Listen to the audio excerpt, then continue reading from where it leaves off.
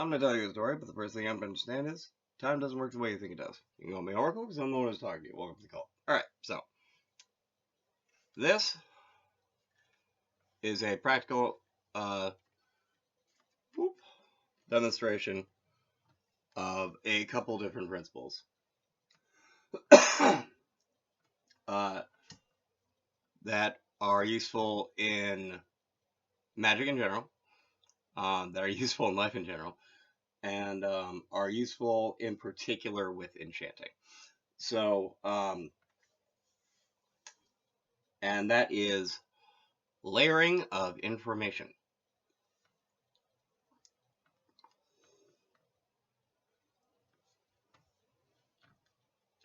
So, this right here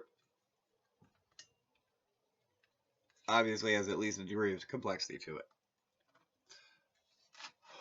At its base,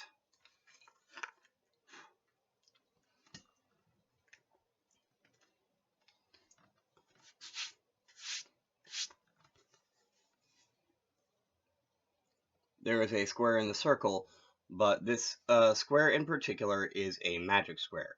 It is a square that is used in Feng Shui a lot, and it's based on a, mythologically speaking, in Paratana, it's based on a king seeing this pattern on a tortoise's back.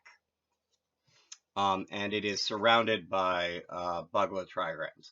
Now, that's actually something that I do quite a lot, is putting a magic square inside of a Bhagavad. I don't know why I decided that that was a good idea. I just did one day. But that is an example of layering just by itself, is layering the magic square inside of the Bhagavad. Now, admittedly, it's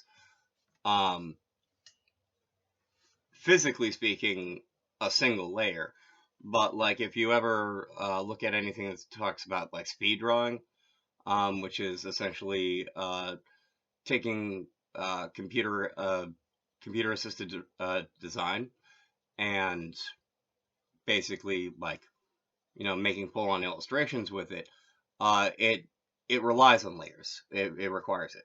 So like if you understand that, it's a very basic, like very easy thing to understand. So I'm going to take this one side at a time. Let's start over here. Whoop. And so I have on this side an additional 3 layers. A concave makeup mirror.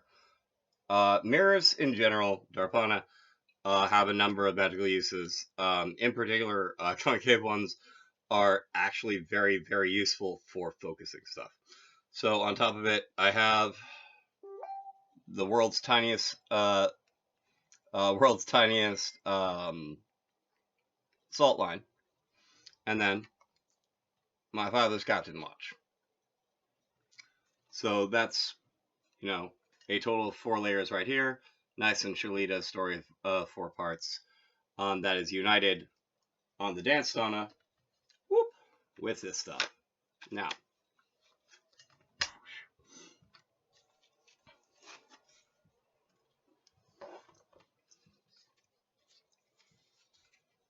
this also itself 2 pieces.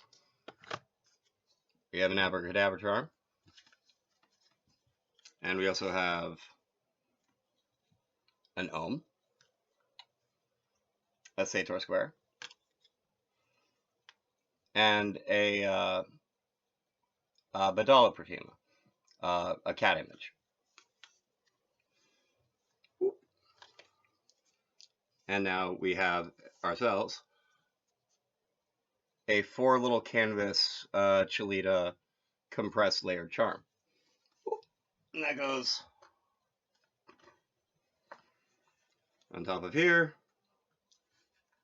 Boom. Ta-da.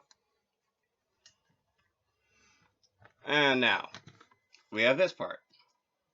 I will revisit this. We have an Abraxas charm, as a Nagana Pratima, so a fox image,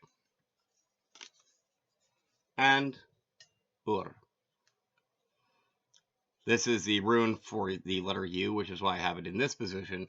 I'm not having it to have its meaning inverted or reversed or anything like this. I'm just having it to be more indicative of the letter U. All right, we have these together. This is a charm for true love. Now, I have the incantation on the top and bottom. I believe, I probably should have looked this up before the episode started, that Sare Prostas Solaster is to summon your true love to you, and Nades Serades Maniner is for is for getting rid of your true love when you tire of them. I think that's gross, but you know, whatever. I mean, I think that's gross, but I think true love is something that you don't tire of.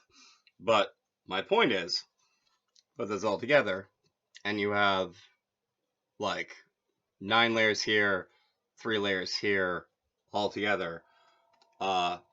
Since I have basically put blessings on each individual part of this, these are all also layered in terms of not just their physicality, but also in terms of the Arahung blessing that I put on it.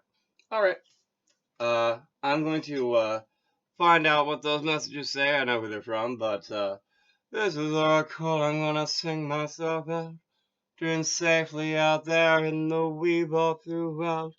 And if you got someone who's messaging you, be careful not to leave them waiting in the truth.